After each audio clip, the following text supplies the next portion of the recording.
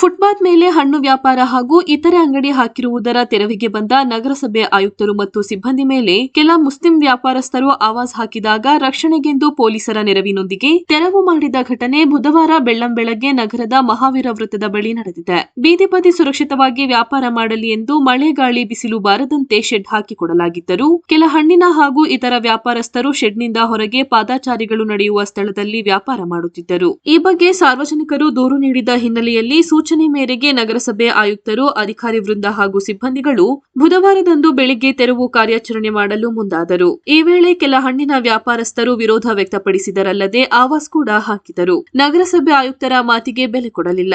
ಈ ವೇಳೆ ಮಾತಿಗೆ ಮಾತು ಕೂಡ ಬೆಳೆಯಿತು. ನಂತರದಲ್ಲಿ ಪೊಲೀಸ್ ಇಲಾಖೆಗೆ ಕರೆ ಮಾಡಿ ಪೊಲೀಸ್ ಭದ್ರತೆಯಲ್ಲಿ ತೆರವು ಕಾರ್ಯಾಚರಣೆಯನ್ನು ಸುಗಮವಾಗಿ ನಡೆಸಿದರು. ಈ ಹಿಂದೆಯೂ ಕೂಡ ನಗರಸಭೆಯಿಂದ ಬೀದಿ ಬದಿ ವ್ಯಾಪಾರಸ್ಥರಿಗೆ ಸೂಚನೆ ನೀಡಿ ಫುಟ್ಪಾತ್ನಿಂದ ಶೆಡ್ ಒಳಗೆ ವ್ಯಾಪಾರ ಮಾಡುವಂತೆ ಹೇಳಿ ತೆರವು ಮಾಡಲಾಗಿತ್ತು. 1 ವರ್ಷದ ನಂತರ ಮತ್ತೆ ಫುಟ್ಪಾತ್ಗೆ ತಮ್ಮ ವ್ಯಾಪಾರ ಮುಂದುವರೆಸಿದ್ದಾರೆ.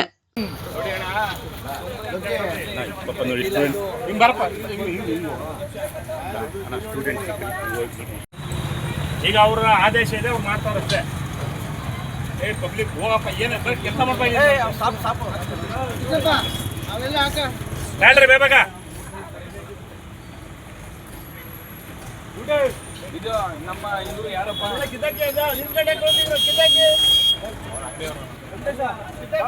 ಹೋಗ್ರಪ್ಪ, ಹೇಳ್ತೀನಿ ಯಾಕೆ ಅಷ್ಟು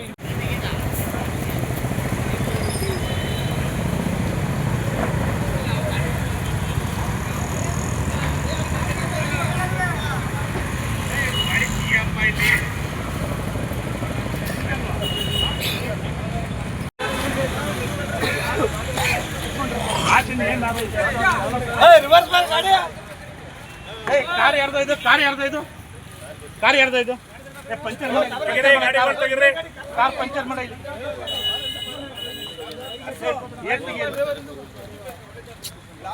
ಏರ್ ಬಿಡು ಕಾರ್ದು ಇದು.